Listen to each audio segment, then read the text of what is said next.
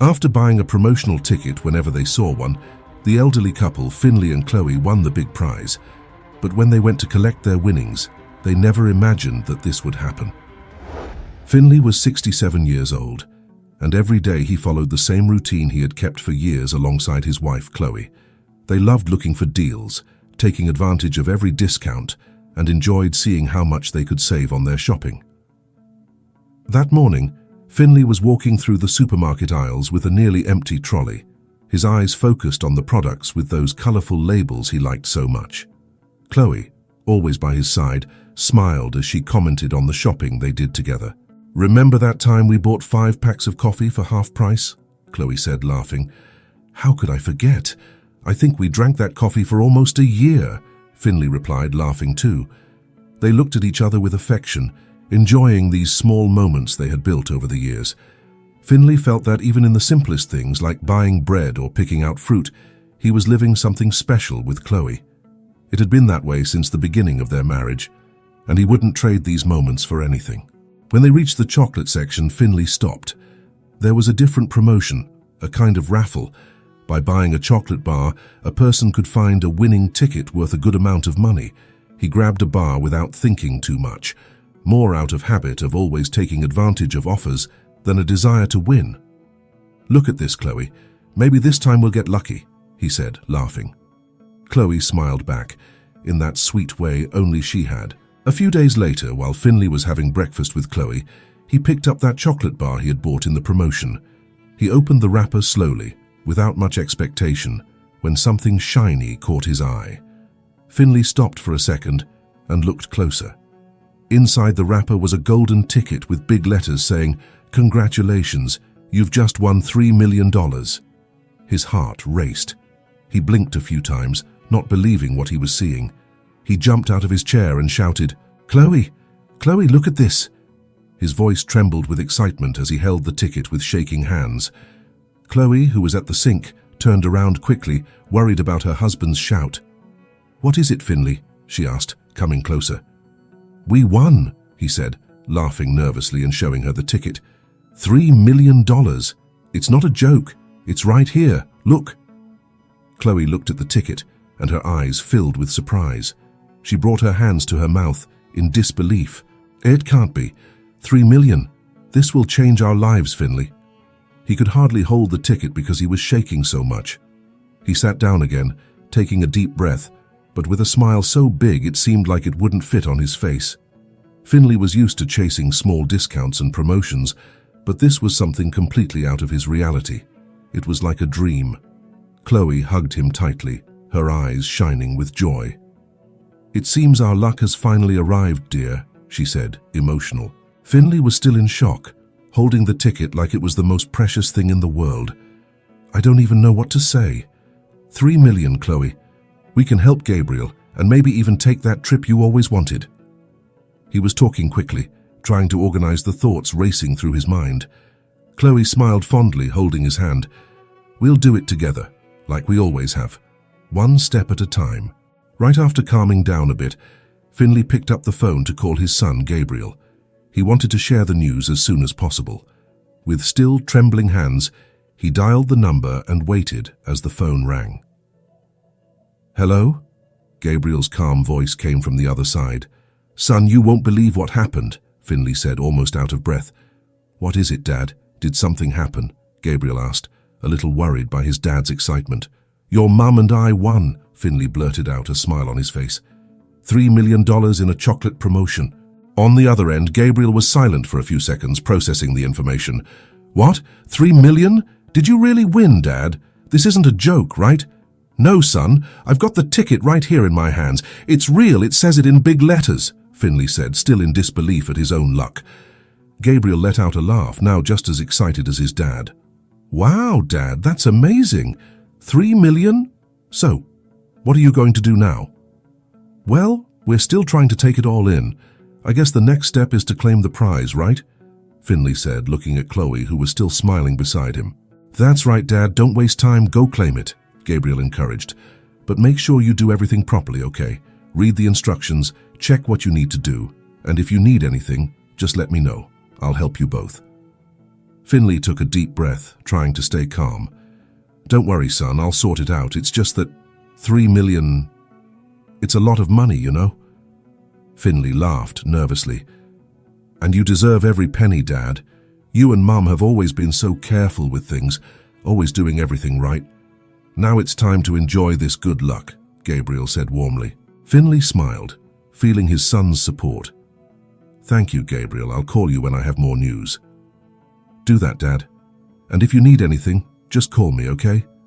Don't worry. Everything's going to work out fine." The next day, Finley and Chloe went to the company's office to claim the prize. Finley wore his best shirt, fixed his hair, and took a deep breath before entering the building. He felt nervous, but also excited. After all, it's not every day someone wins $3 million. When they arrived, he went to the counter, where a young, smiling receptionist greeted him. "Good morning, sir. How can I help you?" she asked. "Good morning. I'm here to claim a prize from a promotion I won. It's from the chocolate bar with the winning ticket," Finley replied, showing the ticket with a bit of pride. The receptionist carefully took the ticket and said, "Of course, sir. I'll check the details to confirm. Please wait a moment." Finley nodded and turned to Chloe, who was standing beside him, smiling softly. Both of them were nervous, but their happiness was greater. After a few minutes, the receptionist returned, but her expression had changed. She looked uncomfortable. "Sir," she began in a more serious tone, "we've checked and it seems that your ticket is not the winning one." Finley frowned, not understanding. "What do you mean, not the winner?" he asked, surprised. "It's written right here on the ticket. I won 3 million. It's the correct number." The receptionist looked at him with pity and embarrassment. "I understand, sir, but our company's records show that this ticket does not match the winning one for the grand prize. There might have been some kind of printing error," she said, sounding unsure. Finley stood still, trying to process this. Chloe squeezed his hand, trying to give him strength. "A printing error? That doesn't make sense. I followed all the rules, bought the chocolate, opened the ticket, and here it is. You can't be telling me this isn't valid."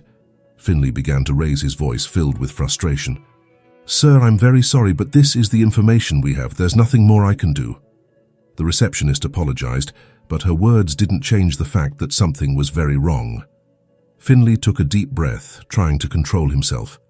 He looked at Chloe, who gazed back at him with concern. "This can't be true," he muttered, still in shock. Chloe, trying to help, spoke softly. "Dear, maybe we should talk to someone else. Explain again." Finley, still unable to believe what he was hearing, looked again at the ticket in his hands.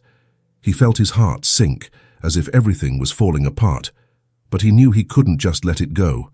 With a firm voice, but visibly shaken, he said, "No, you're making a mistake. This ticket is the winner. I followed all the rules of the promotion, and I have the receipt to prove I bought the chocolate." He hurriedly opened his wallet, pulling out the crumpled receipt from his last shopping trip.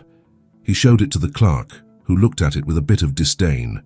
Chloe, beside him, gently placed her hand on Finley's arm, trying to keep him calm. "Dear, we've got everything. They'll have to see that." "You did everything right," Chloe said, trying to comfort him. Finley took a deep breath and spoke again to the clerk, who seemed nervous with his insistence. "Here's the proof that I bought the chocolate. Look, it's from last week, the exact day I got the ticket. Everything is correct. How can you say I didn't win?" The clerk took the receipt and looked at the computer again, unsure of how to resolve the situation. She seemed a bit lost, as if trying to find a solution, but after a few seconds, she looked up with the same worried expression as before. "Sir, I understand that you have the receipt and the ticket, but even so, our records show that this ticket number doesn't match the winning one. I'm truly sorry," she said, now almost begging him to understand. Finley felt a lump in his throat. He looked at the receipt, then at the ticket, as if hoping things would somehow change. He had done everything right. How could this be happening? "This isn't fair. It can't be," he said quietly, almost to himself, feeling the frustration growing inside him. "I've worked my whole life, never won anything like this. And now you're telling me it's all for nothing?" Chloe, seeing her husband so upset, tried to hold him steady. "We'll find a way, Finley. They can't just deny this like that. We won't give up." Finley, still holding the ticket and the receipt, felt his patience running out. He remembered seeing the advertisement on TV, the same message printed on the ticket in his hands. How could they deny it? Taking a deep breath, he tried one last time. "Listen, I saw it with my own eyes. You advertised it on television. I clearly remember it was on TV while my wife and I were having dinner. There's no way you're wrong about this." The clerk seemed more and more uncomfortable, but before she could say anything, an older man, likely the manager, approached. He had a serious, impatient expression. He took the ticket from the clerk's hand and glanced at it quickly, then looked at Finley. "Sir, as has already been explained, this ticket is not the winner. Our records are clear. The number is different from the one printed on your ticket. Now please, you need to leave. We can't do anything more for you," the manager said in a cold tone. Finley couldn't believe what he was hearing. He felt his face get hot, his heart pounding with sadness and anger. He knew he was right. He knew he had done everything right. How could they treat him like this? "You can't do this. I saw it. My ticket is the winner," Finley exclaimed, his voice stronger now. Chloe, beside him, tried to hold him back, worried about the situation. "Finley, calm down," she pleaded softly. But the manager remained firm. He gestured to two security guards nearby, and without much hesitation they approached. "If you don't leave now, we'll have to escort you out," the manager said, impatient. Finley looked at Chloe in disbelief. How had it come to this? He only wanted what was rightfully his. The security guard stood beside them, and Finley, feeling humiliated, lowered his head. With tears in his eyes, he took a step back. "This is so unfair. I just wanted what I won," he murmured, as Chloe held him by the arm. "Come on, dear. We'll find another way. There's no point staying here now," Chloe said, trying to calm him as they were escorted to the exit. When they reached the door, Finley looked back at the building one last time. He didn't understand how everything had gone so wrong. They left, the ticket still in his hands, but the weight in his heart was far heavier than any prize. The next day, Finley, still very shaken by what had happened, decided to go to the police station. He couldn't accept the injustice, and he was determined to do everything he could to solve the problem. Chloe, always by his side, went with him, trying to keep him calm even though she knew how much it was weighing on his heart. When they arrived at the station, Finley explained the whole situation to the officer at the desk. The officer listened carefully and, realizing the seriousness of what was being told, called in a detective to handle the case. Shortly after, the detective appeared, a middle-aged man with a seasoned look and a serious expression.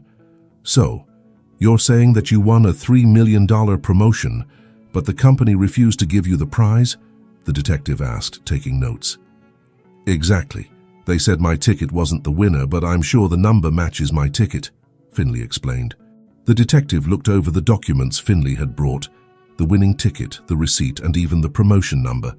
He studied everything carefully, but after a while, he let out a heavy sigh. "Mr. Finley, I understand your situation, and what you're saying is very serious. However, from what I see here, there's no clear proof that the company committed fraud. The ticket you brought, unfortunately, doesn't match the official promotion records. Even with the receipt, that doesn't prove any wrongdoing on their part." Finley stayed silent for a few seconds, trying to absorb what the detective was saying. Chloe looked at him, worried, but she didn't know what to say in that moment. "But what do you mean? They're lying. How can I prove it then? I bought the winning ticket," Finley asked, feeling more and more powerless. The detective shook his head, with the look of someone who had handled many difficult cases. "The problem is, without solid evidence like internal company documents or proof that the numbers were tampered with, it's very hard to file a case against them. It's your word against theirs, and a company that big has lots of legal resources. I'm not saying you're lying, but it's a hard situation to prove." Finley felt a huge weight fall on him. The truth was, he had nothing to prove besides the ticket and the receipt. Deep down, he knew he was right, but it seemed like the whole world was against him. "So, there's nothing I can do?" Finley asked, his voice low and full of despair. "What you can do is find a lawyer and try to file a lawsuit. But I need to be honest. It'll be a long battle. and the chances of getting anything are slim unless you can gather more evidence.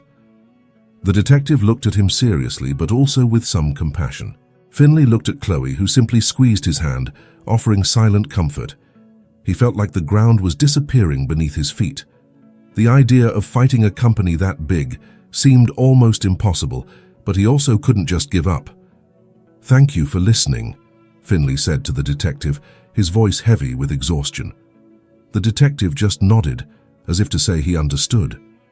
Finley realized that even with slim chances, he couldn't just leave it at that. He and Chloe knew that the only way forward would be to hire a lawyer and try to sue the company. They wanted justice, and even knowing it would be tough, Finley decided to press on. A few days later, they arranged a meeting with a lawyer. The office was simple, but the lawyer, a calm man with a firm voice, seemed experienced. He listened to Finley's story attentively, asked a few questions, and reviewed the documents Finley had brought. "Your case is complicated," the lawyer began after a long pause, "but it's not impossible. We can sue the company for breach of contract, since you have the ticket and the receipt. However, it will be a long battle. Big companies have many resources, and they'll do everything to defend themselves." Finley looked at Chloe, who seemed worried. He took a deep breath, trying to stay calm. "And what do you think, sir? Is it worth trying?" he asked, already feeling the weight of the decision. The lawyer rested his hands on the table and spoke honestly. "If you're willing to face a long legal battle, I can help. But you need to know this will take time and it will be exhausting, and the costs of a case like this aren't low." Finley thought for a moment. He knew the family didn't have much money, but he felt he had to keep going. He looked at Chloe, who watched him with a supportive look. "Let's do it, sir. It's not just about the money, it's about justice. I can't let them get away with what they've done," Finley said firmly. The lawyer agreed and began preparing the documents for the case. And so the long battle began. In the following months, Finley and Chloe found themselves trapped in a tiring routine of hearings, documents, and meetings with the lawyer. The company did everything it could to buy time, delaying decisions and putting obstacles in their way. Each hearing brought new frustration. The promises that the case would move forward soon became a burden for Finley, as the months dragged on without resolution. Chloe, always by his side, tried to be the rock he needed, but even she at times grew weary. "Finley, this is wearing us down," she said one evening, as they sat in the living room, surrounded by papers and bills.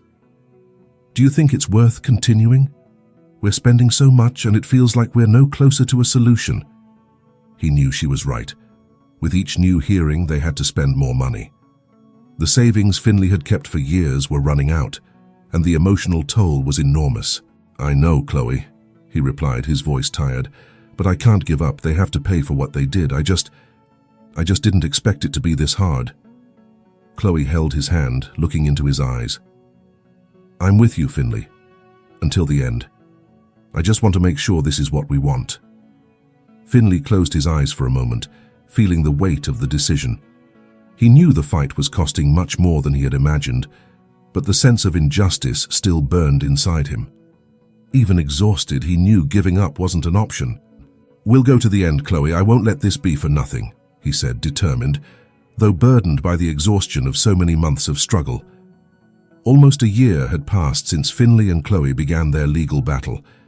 It had been months of endless hearings, back and forth in court, and every time it seemed like they were getting close to a solution, something new came up to delay everything. Finley wasn't sleeping well anymore, and the bills were piling up. All the savings he and Chloe had carefully kept over the years were disappearing. Finally, the day of the verdict arrived. Finley and Chloe sat in the courtroom holding hands, their hearts racing. The judge entered and silence filled the room. Finley's lawyer was beside them, but the look on his face wasn't hopeful. "Ladies and gentlemen," the judge began, looking at the papers in his hands, "after reviewing all the evidence and hearing both sides, this court concludes that the company did not commit fraud or any wrongdoing. The case is closed, and the company is declared the winner." Finley felt like the ground had vanished beneath his feet. The judge's words echoed in his head. He couldn't believe what he had just heard. Chloe, beside him, squeezed his hand, but she was in shock too. All the effort, the sleepless nights, the money they had saved over a lifetime, It all seemed to have been for nothing. "This can't be happening," Finley murmured, his voice weak. He looked at the lawyer, hoping for some kind of answer, a way out, anything to reverse the decision. The lawyer sighed and spoke softly. "We did everything we could, Finley, but without enough evidence, it was hard to win against such a big company." Finley lowered his head, trying to hold back tears. He had fought so hard, believed so strongly that justice would prevail, but now he was left with nothing. All the money he and Chloe had saved, everything they had set aside for the future, had been used in this case. Now they had no savings, no victory, and a deep sense of loss. Chloe, always trying to be strong, leaned towards him and whispered, "We still have each other, Finley. We'll get through this, like we always have." But he knew how much it hurt her too. They were tired, broken, and unsure how they would start again. "I'm so sorry," Finley said, his voice breaking as he looked at Chloe. He felt guilty for pushing so hard, for believing they could win. "You don't need to apologize, dear. We did what we thought was right. Now we'll find a way to move forward," Chloe replied, trying to be the rock he needed in that moment. The months following the loss of the case were tough for Finley and Chloe. With no more money and their savings drained, their lives changed completely. The bills kept coming, and what had once been a peaceful routine turned into a daily struggle. Finley, who had always been proud and independent, felt the weight of the situation like never before. One quiet afternoon, as Chloe washed the dishes with trembling hands, the phone rang. It was Gabriel, their son. "Dad, Mum, we need to talk," Gabriel said, his voice serious but caring. Finley sighed. He knew his children were worried, but his pride kept him from asking for help directly. "We're fine, son, you don't need to worry about us," Finley replied, trying to hide the pain in his voice. But Gabriel wasn't convinced. "Dad, I know things are tough. We can help, and there's nothing wrong with that. You and Mum always did so much for us. Now it's our turn to take care of you." Chloe, who was listening to the conversation, placed her hand on Finley's shoulder. "Dear, he's right. We can't keep going like this. Our children want to help, and maybe it's time to accept it," she said, her look gentle but concerned. Finley looked at Chloe, then at the phone. He knew she was right, but it was still hard to accept. After a long pause, he took a deep breath. "All right, son, we'll accept the help, but just until we can get back on our feet, okay? Of course, Dad, we'll get through this together. Lisa and I are already organizing things to help with the bills. You don't need to worry about anything," Gabriel replied, relieved. In the days that followed, Gabriel and his sister Lisa worked together to help their parents. They covered the most urgent bills and brought groceries whenever they could. Finley and Chloe, although grateful, felt the weight of the situation. They had never needed to rely on their children before, and it deeply affected Finley's pride. "I never thought we'd end up like this," Finley said one night as he and Chloe sat at the table with a cup of tea. "Neither did I, dear. But look at us. We raised wonderful children who love us and want the best for us. That's something to be proud of, isn't it?" Chloe said, trying to bring some light to such a difficult moment. Finley smiled, but it was a sad smile. "You're right, Chloe.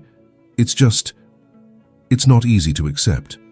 I wanted to be able to take care of everything myself, like I always have." Chloe took his hand. "I know, but we're not alone. They're here with us, and that, as hard as it is a relief. We'll get through this together." A few months had passed since Finley and Chloe started receiving help from their children. Although grateful, Finley still felt troubled by the outcome of the case and the injustice he had faced. He tried to move on, but the feeling that something was wrong wouldn't leave him. One afternoon, while drinking his coffee in the kitchen, Finley started reading the newspaper, as he did every day. Suddenly, a news story caught his attention. It was about a food company involved in a major fraud scandal. Employees were exposing illegal practices, and the investigation was laid out in detail. He frowned, reading each line carefully. Something about it seemed familiar. The way things were manipulated, how the evidence had disappeared. It was very similar to what had happened to him. "Chloe, come here and look at this," he called, holding the newspaper. Chloe, who was in the living room, came over. "What is it, Finley?" she asked, concerned. This article, "This company is being investigated for fraud. It looks a lot like what happened to us.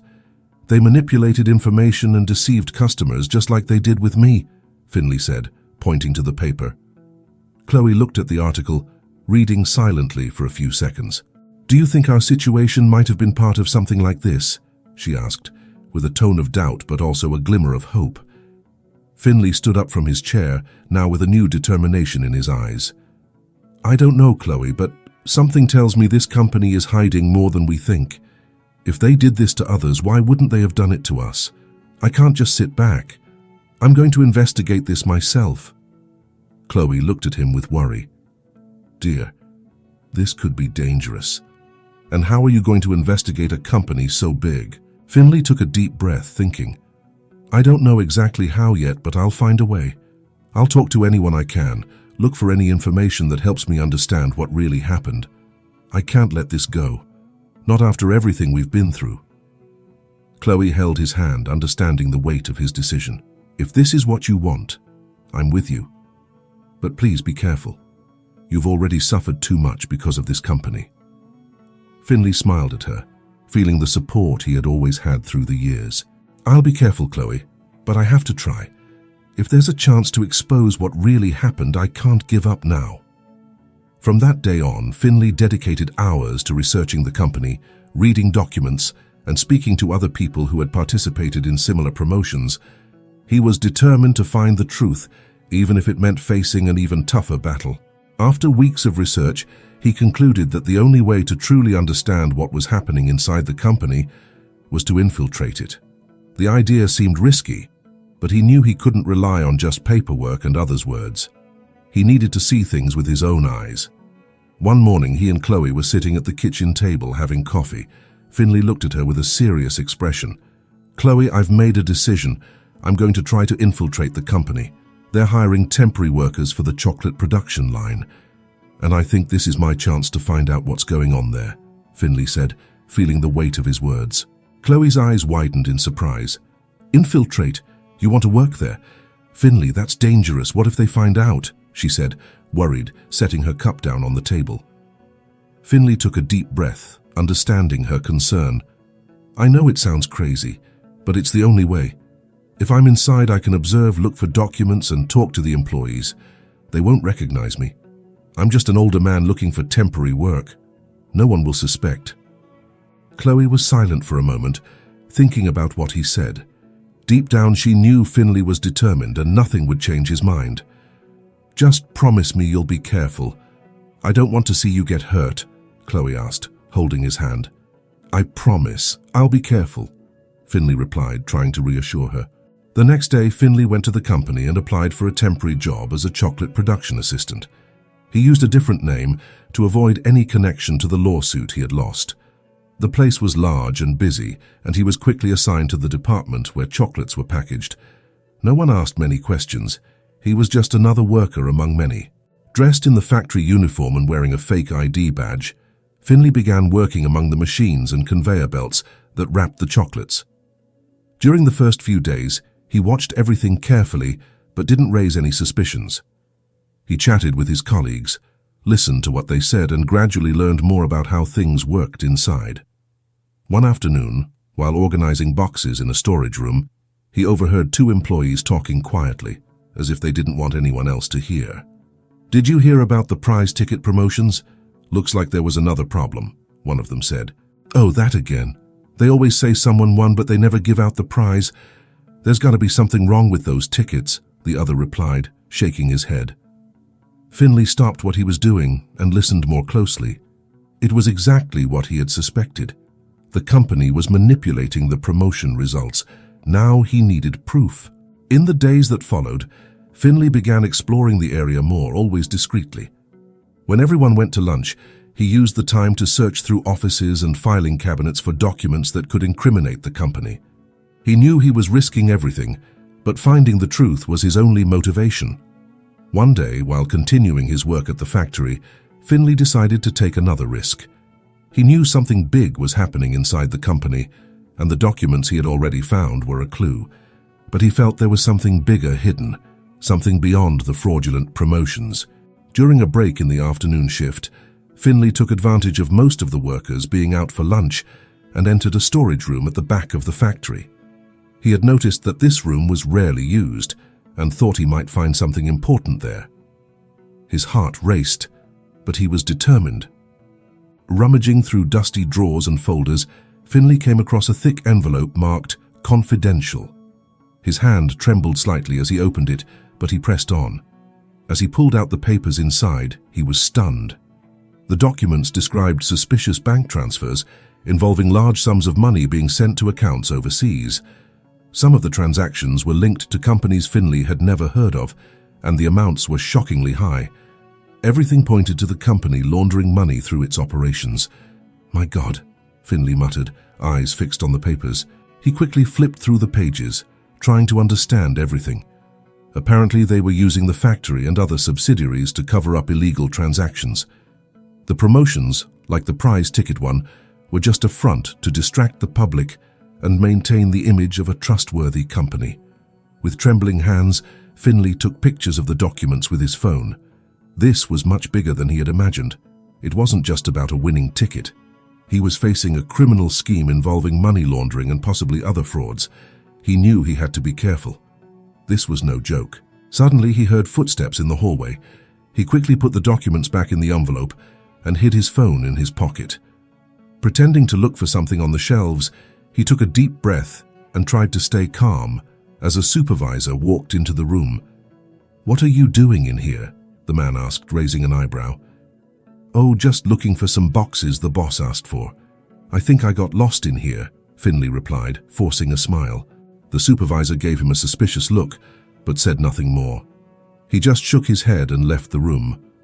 Once the coast was clear, Finley quickly left, his heart still racing. He knew now he was in a much more dangerous game.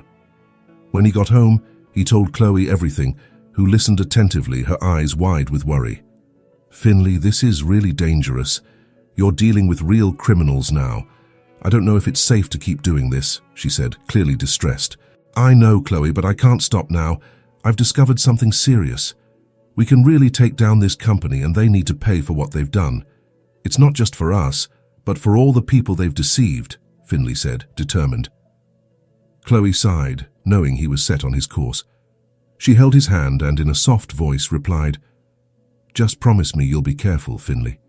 We've already lost so much, and I don't want to lose you too." "I promise, Chloe. But now that I know the truth, I have to see this through. I have to see this."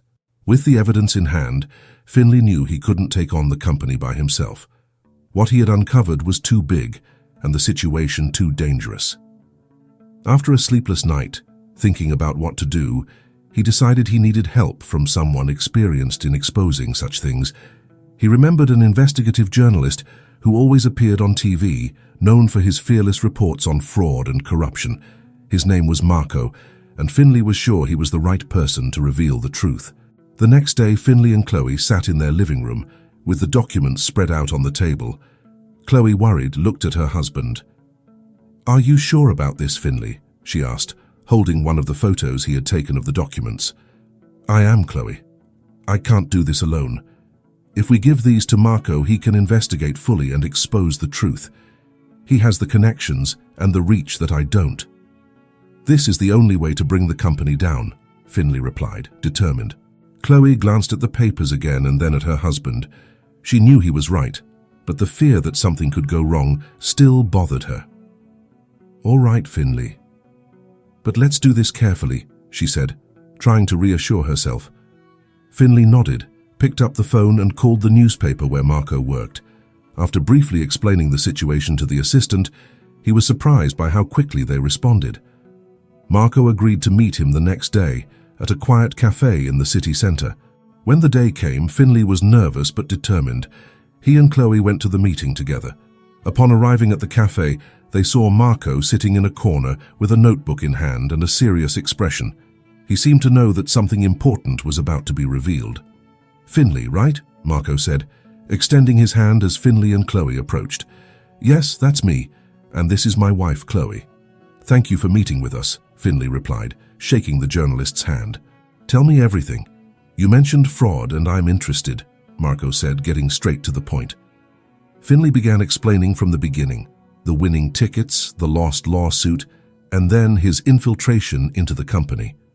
Chloe stayed quiet, watching, as Finley pulled out the documents and photos he had taken. As he spoke, Marco took notes, his expression growing more serious with each new revelation. When Finley finally handed over the photos of the suspicious transfers, Marco looked at him with surprise. "This is bigger than I thought. We're not just talking about a rigged promotion. Look, the company wouldn't bother creating fake winning tickets they never planned to pay. It's easier to just have no winners at all. It seems like someone inside the company was trying to take it down. What you found points to large-scale money laundering.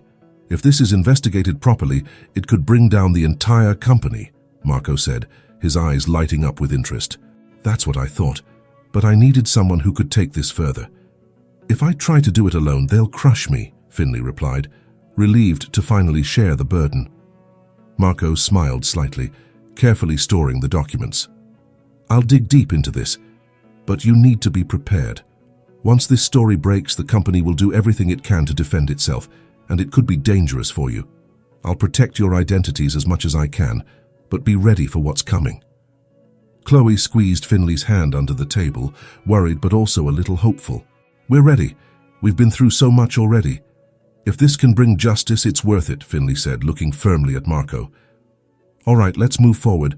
I'll start investigating immediately, and once I have something solid, we'll hit them hard," Marco replied, determined. A few weeks after the meeting with Marco, Finley and Chloe were at home, trying to keep up their normal routine. They knew the journalist was working on the story, but they had no idea when it would be published. The silence on the matter made Finley anxious. He spent his days waiting for news, some sign that the truth was about to come out. Then, one quiet morning while they were having coffee, the phone rang. It was Gabriel. "Dad, turn on the TV now," Gabriel said, his voice urgent. Finley exchanged a look with Chloe, who quickly grabbed the remote. When they turned on the TV, they were shocked. The news was running a report about the company. In the corner of the screen, Marco's face appeared as the presenter spoke. The report published today reveals a major scandal involving one of the country's largest food companies. Investigative journalist Marco has exposed a money laundering scheme that had been hidden for years. According to the information released, the company used fraudulent promotions to divert millions of dollars through overseas accounts. The news has shaken the market, and the company's shares have already dropped significantly. Investigations are ongoing, but the crisis for the company is already very real, the reporter announced. Finley was frozen for a moment. The truth had finally come out. Marco's story had brought everything to light. The images on the TV showed crowded streets with reporters gathered outside the company's headquarters, employees rushing out, and an air of panic. "Finley, we did it," Chloe said softly, her voice filled with emotion. "I can't believe it. It's real. Finally," he replied, still in shock, as the weight of it all began to lift. Over the following days, the fallout was immense. Newspapers, TV channels, and even social media were flooded with news about the scandal. The company, once seen as an untouchable giant, was now drowning in problems. Beyond the money laundering, more and more people started coming forward, sharing their own stories about fraudulent promotions and prizes that were never paid out. The company's name was tarnished, and sales plummeted. Finley and Chloe watched from home as the world around them collapsed for the company that had caused them so much pain. Reports and interviews with experts explained how the scheme had operated for so long, and how Marco, with the help of an unnamed informant, had managed to expose everything. "Can you believe this? The company is falling apart," Finley said, still in disbelief, as he watched the headlines scroll across the screen. Chloe smiled, though she looked tired. "This won't bring back what we lost, but at least justice is being done. They won't be able to deceive anyone else," she said, with a look of relief. The days following the scandal were chaotic for the company. Finley and Chloe watched everything on TV and kept up with the newspaper headlines. The news was almost entirely focused on the fallout from the money laundering scandal. Each new report revealed more details about the company's downfall and the widespread impact it was having. One afternoon, while Finley was reading the newspaper in the kitchen, Chloe walked in with the TV already on. "Finley, look at this," Chloe said, pointing at the screen. On TV, a reporter stood in front of the company's headquarters. A group of people was hurrying out of the building, trying to avoid the cameras. "We've just received news that several company directors have resigned following the revelation of the scandal. Among them is the company's president, who has not yet made an official statement. With the crisis worsening and shares plummeting, the company is scrambling to restructure in an effort to avoid total collapse," the reporter said, as footage showed the directors leaving the building with serious expressions, dodging reporters. Finley watched with satisfaction and surprise. Those directors, who once had everything under control, were now fleeing responsibility and the pressure from the public. They were being forced to resign one by one, distancing themselves from the scandal they had helped create. "They're leaving, Chloe. They're jumping ship before it sinks completely," Finley said, incredulous. Chloe sat down next to him. "And to think those same directors wouldn't listen to you when you tried to claim the prize," she remarked, shaking her head. "Yeah, and now they're paying the price," Finley replied, still watching the footage of the directors leaving with grim expressions, avoiding questions from reporters. As the days passed, the list of resignations grew. Financial directors, marketing managers, even board members were stepping down. The company was in complete disarray, struggling to survive the impact of the scandal, but its efforts seemed in vain. "Finley, can you believe this all started with that ticket?" Chloe asked, remembering how it had all begun so simply. "It's hard to believe. Someone made that fake ticket to hurt the company and lead the police to other groups. But yes, if it weren't for that ticket, we never would have uncovered what was really happening," he replied, thoughtful. Chloe smiled slightly. "It's strange how life changes, isn't it? What seemed like our worst nightmare ended up revealing a much bigger truth." Finley looked at her with affection. "And despite everything, Chloe, the most important thing is that we went through it together. Now those people are facing justice, and the world is seeing them for what they really are." With the scandal shaking the company and several directors already having resigned, Finley began to think about the wider consequences of the crisis. He and Chloe had been following everything closely, and one morning, while they were having coffee, a new concern surfaced.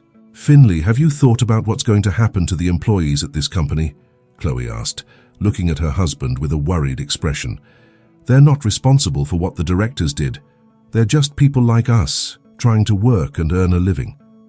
Finley was silent for a moment, reflecting. He knew that thousands of people depended on that company for their livelihoods. Even though the company had done terrible things, it wasn't fair for the employees to suffer. "You're right, Chloe. If the company goes under, many will lose their jobs. It's not their fault what the bosses did. They were just doing their jobs," Finley said, deep in thought. Chloe continued, more serious now. "Maybe you can help in some way. You know people, Finley. You have connections. You managed to uncover the truth. But now these people are about to lose everything." Finley looked at her and smiled. He knew Chloe was right. Over the years, he had made friends and connections in the business world, people he could trust. If he could use those connections, maybe he could find a way to save the company and, at the same time, protect the employees. "I think I can do something. I know a few investors who might be interested in saving the company. They won't want to be associated with the corrupt directors, but if they know the management has changed and the ones responsible for the scandal are gone, they might see an opportunity to rebuild," Finley said, feeling hope grow. Chloe smiled, encouraging him. "You've always been good at making connections. If anyone can help save those jobs, it's you." In the following days, Finley began reaching out to his old friends and business partners. He explained the situation, making it clear that the company was now under new management and that the scandal had been caused by a corrupt minority who were no longer involved. Slowly, some investors started to show interest, seeing a chance not only to save a major company, but also to make a good business deal. "It won't be easy, but the company has potential. If we can remove the bad reputation and show that things are different now, we have a chance to prevent bankruptcy," Finley said during a meeting with a group of investors, who listened carefully. After several discussions and meetings, Finley managed to convince a group of investors to inject money into the company. The condition was clear. Management had to be completely restructured and the workers couldn't be harmed. When the deal was finalized, Finley felt relieved. He knew he had done the right thing. By saving the company, he wasn't just preventing its collapse. He was ensuring that thousands of employees wouldn't lose their jobs. When he got home, Finley told Chloe everything, and she looked at him with pride. "You did it, Finley. You saved so many families today," she said, her voice filled with emotion. Finley smiled, feeling the weight of the journey finally lifting. "It wasn't easy, Chloe, but I couldn't let all those people pay for what a few had done. Now the company has a chance to rebuild, and most importantly, those families will be able to keep their jobs. And it's all thanks to you, dear. Even after everything we went through, you did the right thing," Chloe said, holding his hand affectionately. At that moment, Finley knew that despite all the pain and sacrifice, he had found a way to turn what seemed like a tragedy into a new opportunity for many people. Months later, the company, which had been on the verge of collapse, began to show signs of recovery. Thanks to Finley's efforts and the support of the new investors, the management was completely overhauled, and market confidence started to return. The employees who had once feared losing their jobs now felt more secure. The company still had a lot to fix, but it was on the right path. Finley and Chloe continued to follow everything closely, but this time with a sense of accomplishment. One day, while they were having breakfast, Finley received an unexpected call. It was the new director of the company, who had taken over after the corrupt managers were removed. "Finley, I had to call to thank you. I know you were the key to saving the company," the director said sincerely. Finley smiled, a little surprised. "I just did what I thought was right. I couldn't let so many families suffer because of the mistakes of a few," he replied humbly. "It wasn't just that. You brought in investors when no one else believed in the company. You saved thousands of jobs. Everyone here knows that without you, none of this would have been possible," the director continued. "We want to do something special to thank you." "There's no need for that. Just knowing the people are okay and that the company will continue is enough for me," Finley replied, still amazed by the situation. However, Finley's story had already spread throughout the company. The employees knew that he had been crucial to the recovery, and they began expressing their gratitude. One day, while walking through the town's market, Finley was approached by a group of factory workers. "You're Finley, aren't you?" one of the men asked with a shy smile. "Yes, that's me. Can I help you?" Finley responded, surprised. "Help? You've already done more than enough. I work at the chocolate factory, and I'm only still there because of what you did. If it weren't for you, I and many others would be out on the street." "Thank you," the man said, shaking Finley's hand with gratitude. Chloe, standing beside Finley, smiled as she watched the scene. More and more people began to thank him, some even getting emotional as they talked about how he had saved their jobs and their families. Gradually, Finley realized just how much his actions had impacted so many lives. The following week, the company organized an event to celebrate its new chapter and to honor Finley for his contribution. He and Chloe were the guests of honor. When they arrived, Finley was amazed by the number of people present. There were employees, investors, and even local community members. They were all there to celebrate the company's recovery and the man who had made it possible. "I never expected this," Finley murmured to Chloe, still surprised by the warm reception. On stage, the new company director gave a heartfelt speech. "Today, we are here not only to celebrate the recovery of our company, but also to thank a man who, with his courage and determination, helped us save thousands of jobs. Finley, you didn't just fight for justice, you also showed the value of solidarity and hope. For that, we all want to thank you from the bottom of our hearts." Applause filled the room, and Finley, overwhelmed with emotion, was called to the stage. He looked at Chloe, who smiled with pride, and walked up to the microphone. "I just did what I thought was right. Seeing so many people here today, knowing that their families are safe, is the greatest reward I could receive," he said, his voice thick with emotion. The crowd gave him a standing ovation, and Finley felt his heart warm. What had started with a simple chocolate ticket had turned into something far greater. He had not only found justice, but had also saved lives and proven that, even in the most difficult situations, it's possible to make a difference. Years had passed since Finley helped save the company, and it not only recovered but thrived. The employees were happy, business was growing again, and finally, the company could take pride in its new, more transparent and honest phase. Chloe and Finley continued their lives peacefully, knowing they had made a difference. Then, a special invitation arrived. The company was about to celebrate its 40th anniversary, and Finley and Chloe were invited as guests of honor. The event would be grand, a celebration of the company's history, and they wanted to honor Finley once again for the role he played in saving everything. "Dear, are you going to go?" Chloe asked, holding the invitation with a smile. "Of course, I think it's the least I can do after everything. But there's something I haven't forgotten, Chloe," Finley said, looking thoughtful.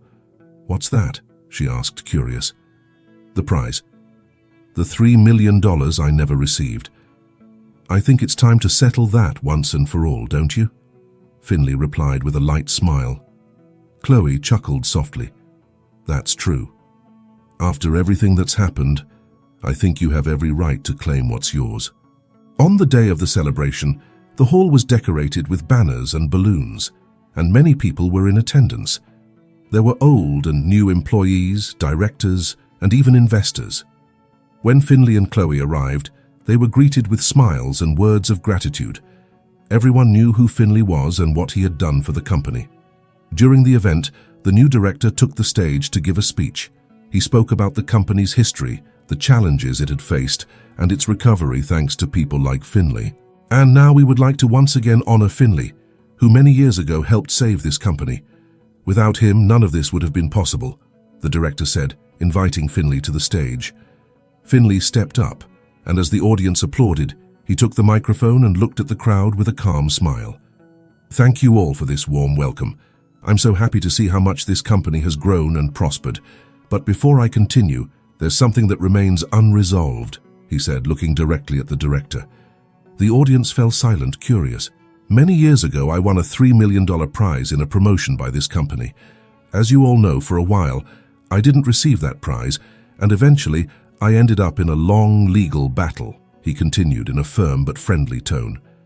"However, I think after everything that has happened, it's time to settle this, don't you?" The director, visibly surprised, smiled and took the microphone. "Finley, you're absolutely right. That debt was forgotten, but not by you. And after everything you've done for this company, the least we can do is pay what we owe you." The audience applauded, and Finley smiled, feeling that this chapter was finally coming to a close. So, on behalf of the company, it is with great pleasure that we announce that Finley will receive $4,200,000 as compensation for the prize he never received, the director added as the crowd cheered. Chloe, sitting in the front row, looked at Finley with pride. He stepped down from the stage and went over to her. "Well, dear, I think we've finally settled everything," he said with a calm smile. "You did it, Finley. Justice is done, and now we can have peace," Chloe replied, smiling back. A few days later, Finley received a call from a company representative now under new management. "Mr. Finley, we're reaching out to finalize the payment of $4,200,000 as discussed. We just need to confirm the details to make the deposit into your account," said the representative with a respectful tone. Finley was silent for a moment, letting the information sink in. After so many years of fighting, it seemed unbelievable that this was really happening. "So, that's it? I'm going to receive the money?" he asked, surprised and relieved. "Yes, sir. The casino has accepted and the payment will be made. Within a few days, the money will be in your account," the man confirmed. Finley hung up the phone and looked at Chloe, who was beside him, curious. "They're going to pay, Chloe. Finally, we're going to get what's ours. $4,200,000, he said, still a bit stunned. Chloe smiled in relief and gave Finley a tight hug. "I knew this day would come, Finley. It was a long wait, but you did it." In the days that followed, Finley tried not to think too much about the money. After everything they had been through, the amount seemed like just a detail. What really mattered was the sense of justice and the end of a battle that had lasted so long. Finally, one day, while he and Chloe were at home, Finley received a notification on his phone. Looking at the screen, he saw the amount deposited into his account, $4,200,000. For a moment, he stood still, just staring at the numbers. It was real. The money was there. "Chloe," Finley called, a small smile on his face. "It's in the account. 4,200,000. Chloe came over looking at the phone, and they both stayed silent for a few seconds. It was a moment of relief, peace, and reflection on everything they had gone through to get to this point. "So, what are we going to do with all of this?" Chloe asked, still with that calm smile. Finley looked at her lovingly. "I think I know.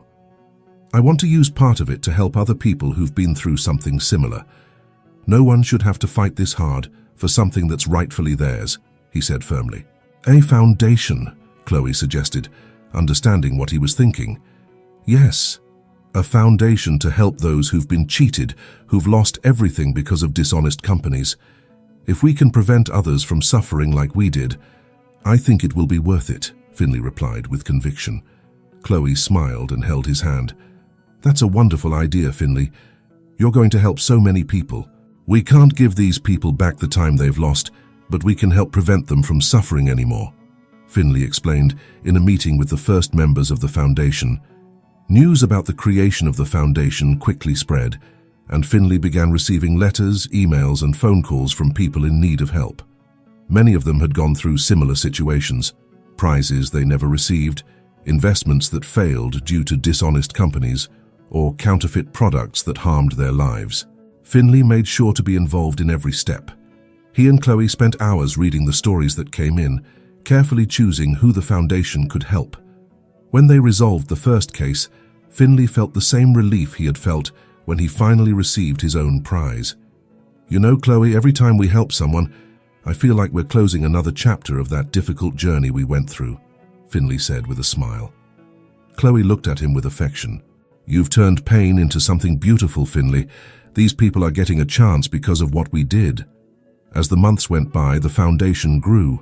More people began to contribute, not just financially, but also with their time and resources. Volunteer lawyers offered their services, and media companies helped raise awareness, putting pressure on corporations that continued to deceive consumers.